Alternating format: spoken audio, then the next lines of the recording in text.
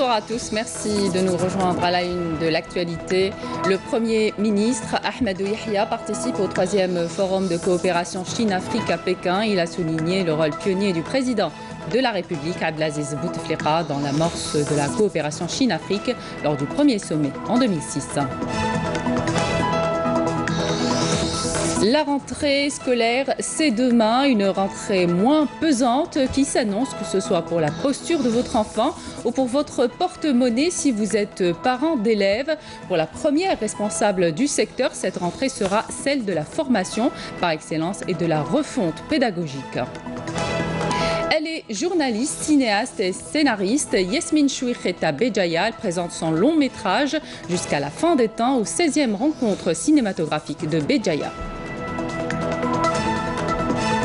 Sport à la fin du journal, Jebel Belmadi estime que son groupe dispose des éléments pour préparer suffisamment la rencontre contre la Gambie samedi à Banjul.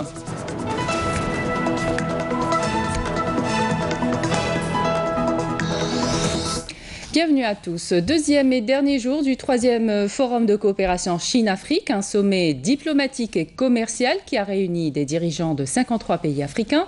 Le Premier ministre Ahmadou Yahya y a participé. Il a souligné le rôle pionnier du président de la République Abdelaziz Bouteflika dans l'amorce de la coopération Chine-Afrique lors du premier sommet en 2006. Abdelmajid Bankassi.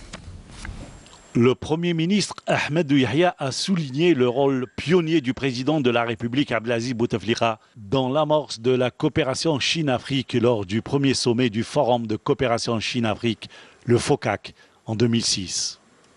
Ahmadou Yahya, qui intervenait lors des travaux du 3e sommet du FOCAC, a indiqué que l'intérêt particulier que portait l'Algérie pour ce cadre de coopération découlait de son appréciation positive de la coopération avec la Chine et de son attachement ferme à tout ce qui se rapporte au devenir de l'Afrique. En effet, après avoir accompli son devoir de solidarité pour la libération quasi totale de l'Afrique, l'Algérie s'est investie aux côtés des autres pays africains dans le chantier communautaire du développement du continent, a-t-il ajouté. Le Premier ministre a également rappelé le rôle du NEPAD dont le président Abdelaziz Bouteflika est l'un des initiateurs et qui a pu doter l'Afrique d'un cadre d'élaboration d'une démarche intégrée de développement et d'interaction avec ses partenaires. Dans le même sillage, le Premier ministre a rappelé l'agenda 2063 de l'Union africaine qui constitue quant à lui une feuille de route opérationnelle pour la réalisation et l'accélération du développement du continent.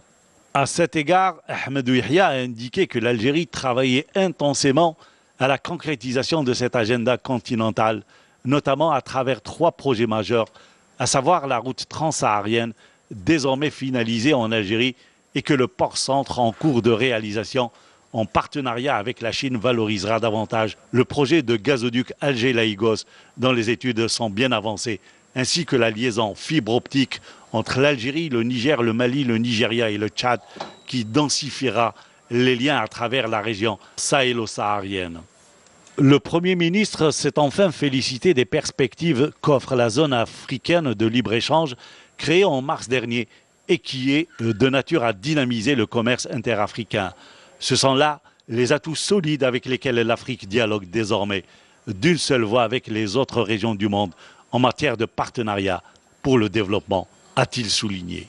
Abordant l'initiative chinoise de la nouvelle route de la soie, Ahmadou Yahya a affirmé que l'adhésion de l'Algérie à cette initiative apportera une densité plus forte à la coopération et au partenariat stratégique global algéro-chinois. Rappelant que l'Algérie et la Chine célébreront cette année le 60e anniversaire de l'établissement de leurs relations diplomatiques. Et en qualité de représentant du président de la République Abdelaziz Bouteflika, le Premier ministre Ahmadou Yahya a pris part à la première table ronde du 3e sommet de la coopération Chine-Afrique qui s'est tenue à Pékin. La rencontre s'articulait autour du renforcement de la coopération entre la Chine et les pays africains dans le domaine économique et des investissements communs. Et puis en marge du 3e sommet de coopération Chine-Afrique, le Premier ministre Ahmed Yahya s'est entretenu avec son homologue tunisien Youssef Chahed. Cet entretien a permis aux deux ministres de passer en revue l'état et les perspectives des relations bilatérales. L'entretien s'est déroulé en présence du ministre des Affaires étrangères Abdelkader Msahel, l'occasion pour les deux parties de procéder à un échange de vues sur la situation régionale, notamment les derniers développements de la crise libyenne et les questions liées à la lutte contre le terrorisme et l'extrémisme violent dans la sous-région. Dans le volet santé, on revient sur la maladie du choléra. Même si la situation est maîtrisée chez nous, les causes n'ont pas été totalement identifiées, d'où le maintien du dispositif de prévention, surtout que la période d'incubation de cette bactérie peut être relativement longue. Je vous propose d'écouter le ministre de la Santé qui a tenu ce matin une conférence de presse. La situation, comme les experts l'ont présenté, est maîtrisée. Une source qui a été identifiée, donc on ne peut pas dire que nous avons tardé. Tant que nous ne l'avons pas identifié, nous ne l'avons pas encore identifié. Donc nous avons, et c'est ça donc la médecine, nous avons dit que les causes réelles de cette épidémie n'ont pas été toutes identifiées. Nous en avons identifié quelques-unes, dont la principale c'est la source de Sidi El Kbir. Nous restons donc en alerte jusqu'à identification de tout ce qui aurait pu engendrer cette maladie. Plus qu'un jour de la rentrée scolaire, 9 millions d'élèves sont attendus pour cette année 2018-2019. Pour la première responsable du secteur, cette nouvelle année scolaire sera celle de la formation par excellence et de la refonte pédagogique, mais pas que. On écoute Nouria Benabrit. Alors, donc on va aller à l'essentiel. Notre action essentielle et centrale de cette année est une action qui concerne la problématique de la formation. Alors, ceci étant, nous allons continuer à poursuivre les efforts que nous avons engagés dans le cadre de la refonte pédagogique et nous allons encore améliorer tout le système de la gouvernance. Et l'action phare, c'est celle de renforcer toutes les actions de formation. Parce qu'on ne peut pas aller vers une école de qualité si nos encadreurs, et particulièrement nos enseignants et nos inspecteurs, ne sont pas formés, non seulement aux nouveautés pédagogiques, mais tout simplement dans le cadre de la formation continue, être ouverts à tout ce qui se fait aujourd'hui par le monde. Donc peut-on considérer que l'année 2018-2019 sera l'année de la formation par excellence? Et pensez-vous que le PNF, donc le plan national de formation, mis en place par votre département, sera en mesure justement d'arriver à ce résultat escompté? Alors, il est évident que ce qui est important de signaler, c'est que nous rentrons dans une dynamique. Alors, la dynamique de la formation et du renforcement des actions entre dans la dynamique d'amélioration du niveau de professionnalité de tout notre encadrement. Alors, il ne faut pas nous attendre à la fin de l'année pour faire une évaluation, parce que c'est un processus long qui concerne bien évidemment des individus et nous comptons beaucoup sur l'engagement et la disponibilité des enseignants pour justement assurer un saut qualitatif à l'école algérienne. Mais il n'y a pas que ça. Nous avons une circulaire cadre où nous avons identifié dans les 186 actions, et parmi elles, il y a aussi une dimension importante, c'est celle de donner toute la place méritée aux activités culturelles et civiques au niveau de l'école. Vous pourrez suivre l'intégralité de cet entretien après le journal. La rentrée scolaire, c'est demain donc, une rentrée moins pesante qui s'annonce, que ce soit pour la posture de votre enfant, pour votre porte-monnaie si vous êtes parent d'élèves. Le cartable, pièce maîtresse des achats de rentrée, sera cette année moins lourd et des articles scolaires moins chers. Karim Haïfa. Plus de 9 millions d'élèves rejoindront les bancs de l'école demain à travers le territoire national, répartis sur plus de 27 300 établissements éducatifs, avec des nouveautés cette année pour les élèves des cycles primaires et moyens. Un cartable moins lourd, allégé de 2 à 4 kilos, et des articles scolaires moins utilisés qui coûteront moins cher. Une décision prise par le ministère de tutelle suite à une étude à laquelle ont participé des enseignants, des inspecteurs et des directeurs d'école. هذه السنة شهدت إنتاج 78 مليون نسخ من الكتب بما فيها. Cette année, 78 millions de manuels scolaires ont été imprimés, dont 6 300 000 exemplaires pour 7 nouveaux livres scolaires édités dans le cadre de la nouvelle réforme de l'éducation nationale lancée en 2003 par le ministère de tutelle, à savoir le manuel d'éducation civique, le manuel de géographie et celui de la langue française des classes de 2e année et de 3e année moyenne, ainsi que le manuel d'histoire pour la 2e année moyenne, sans oublier l'édition de 18 295 manuels scolaires en braille.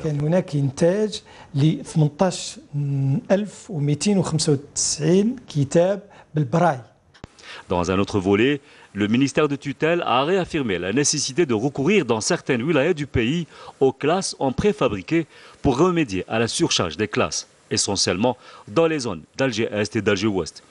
Une mesure exceptionnelle et temporaire qui sera la panacée à l'augmentation du nombre d'élèves, notamment dans ces 2 régions de la capitale, densément peuplées suite aux dernières opérations de relogement. Pour cette année scolaire, le département de l'éducation mettra également en œuvre la refonte pédagogique, l'amélioration de la gouvernance de l'école et le renforcement de la place et de l'importance de la formation, un volet formation sur lequel mise le département de Nouria Ben Gabrit, qui a mis en place un programme de formation continue pour les travailleurs du secteur dans le cadre du plan national de formation qui s'étalera jusqu'en 2020. Il faut savoir que durant l'année écoulée, 80 000 fonctionnaires ont été concernés par ces formations, des sessions qui ont pour principal impact l'amélioration du niveau des élèves, notamment du cycle primaire. Des élèves que le ministère de tutelle veut protéger en mettant en place tout un programme pour éviter toute éventualité de propagation de maladies dans les établissements scolaires.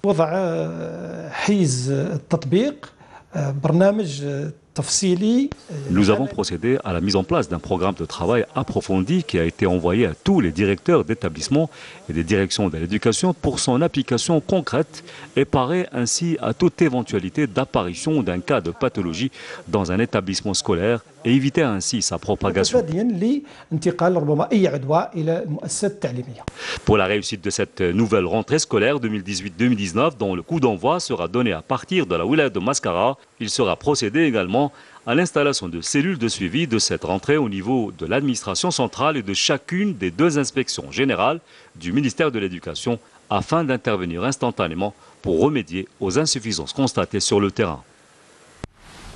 Et puis la plupart des familles ont déjà effectué les achats de la rentrée et chaque année, elles doivent faire face à l'épreuve de la liste des fournitures. À Tlemcen, par exemple, une librairie propose à ses clients des réductions et des promotions, mais pas seulement. Des dons sont également disponibles pour les familles nécessiteuses. Melika Blel.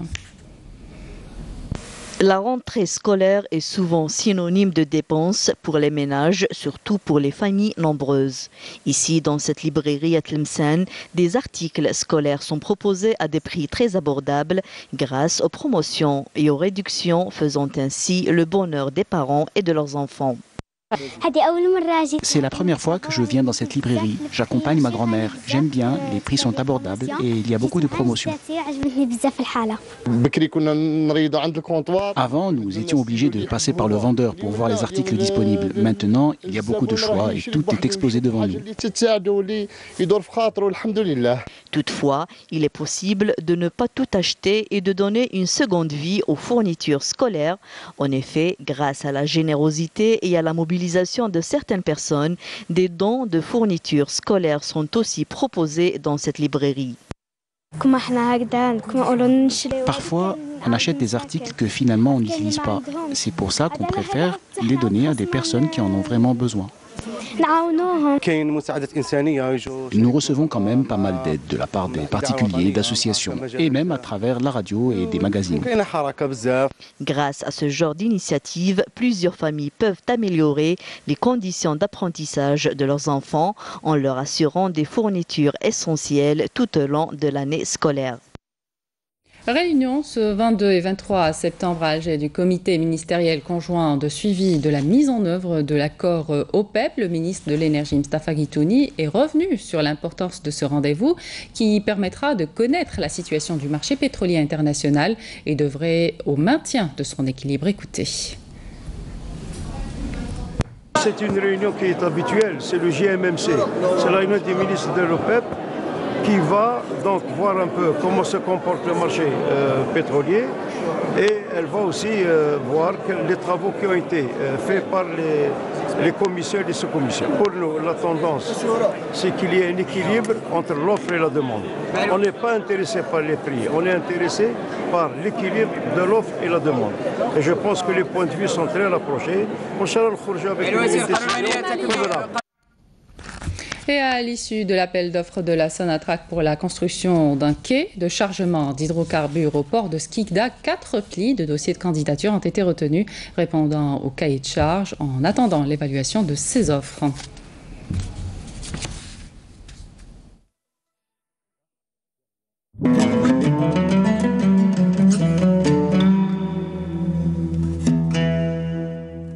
Bismillahirrahmanirrahim.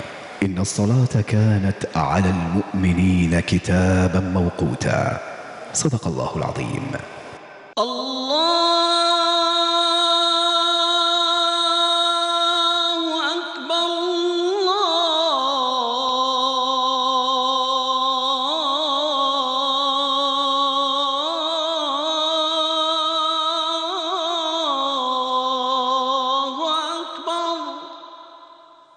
أشهد أن لا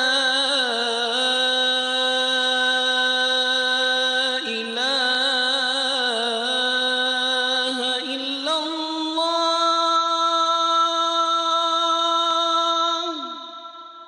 أشهد أن لا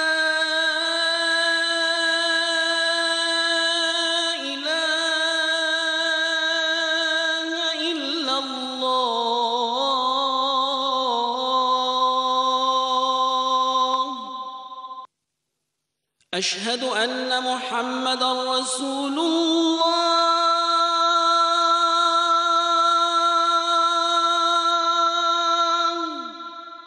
أشهد أن محمدًا رسول الله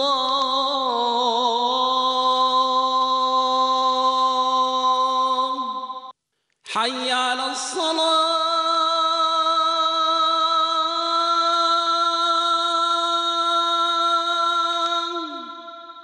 حي على الصلاة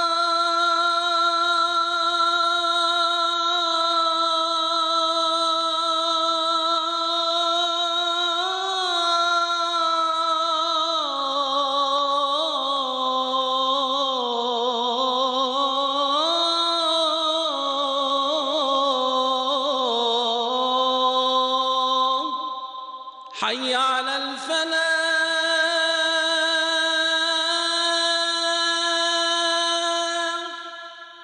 حي على الفلاح